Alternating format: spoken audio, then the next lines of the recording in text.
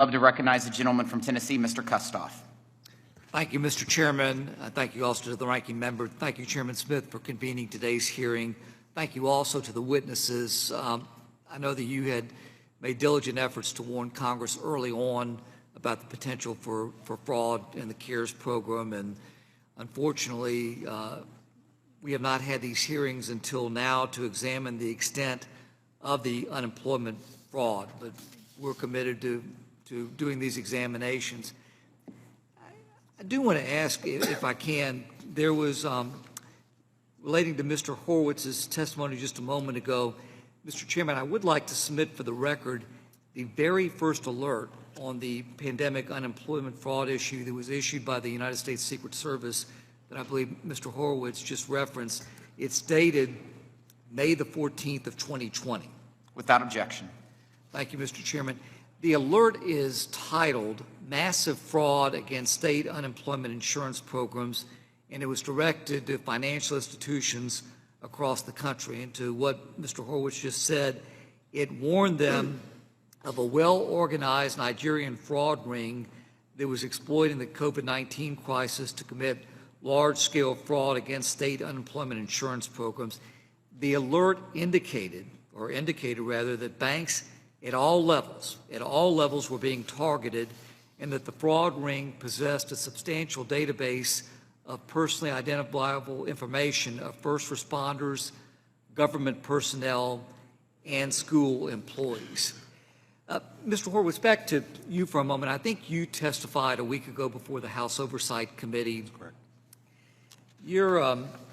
Some of your testimony, what you said is referenced, I saw in an ABC News article from last week. This is what it said you cited, if I can read from this report. It says of the $5 trillion total spent on pandemic relief throughout both the Trump and the Biden administrations, Horowitz said that the amount siphoned off by fraud could be anywhere from tens of billions of dollars to over $100 billion, but that it would be years before the final numbers were tallied.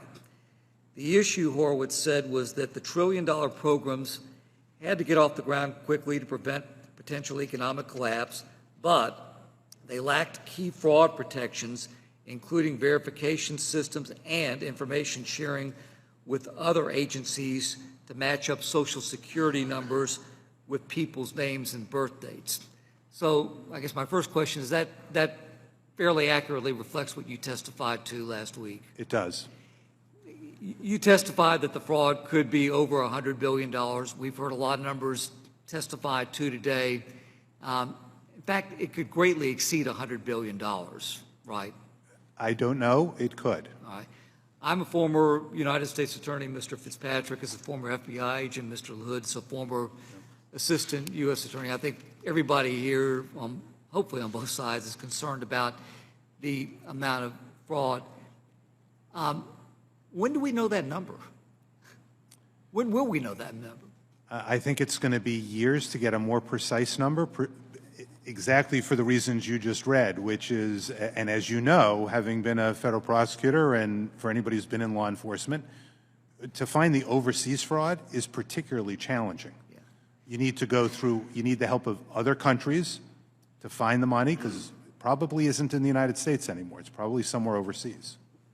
Do you have an opinion whether the biggest fraud is committed by domestic entities and individuals or by foreign entities? I think it probably depends on the type of scheme we're talking about. I think whenever you undertake programs like happened with the two programs last week, the SBA programs and the self-certification here for some of the UI programs, you're inviting fraudsters to come in. They can be in the United States, they can be overseas. One of the things, by the way, we are looking at with the data analytics we're able to use, we're looking at IP addresses now that we have that information. We're going to try and figure out how much of the incoming was from overseas.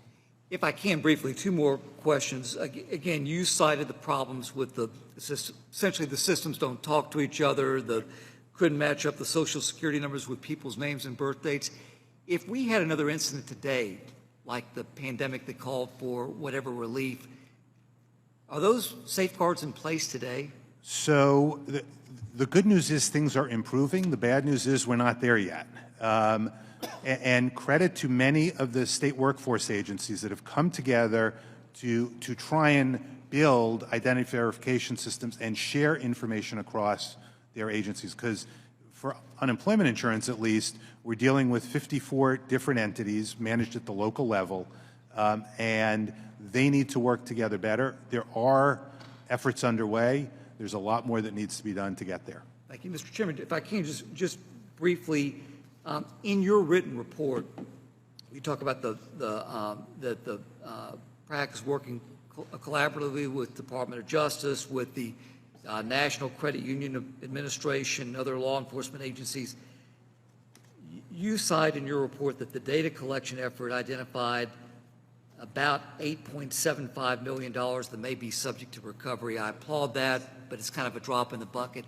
Do you have other programs with other fiduciaries, domestic banks, et cetera, larger financial institutions?